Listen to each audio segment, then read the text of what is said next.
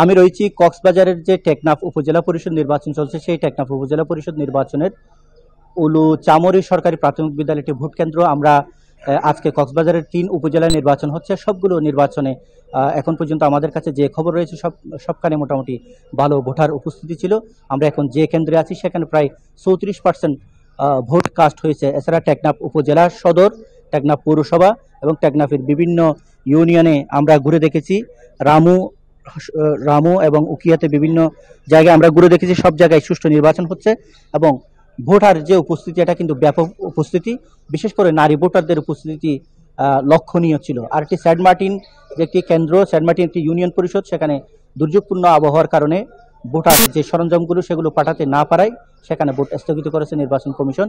আর সব দিক দিয়ে এখন পর্যন্ত ভালো খবর ছিল আমাদের কাছে। এই ছিল কক্সবাজারের নির্বাচনের সর্বশেষ।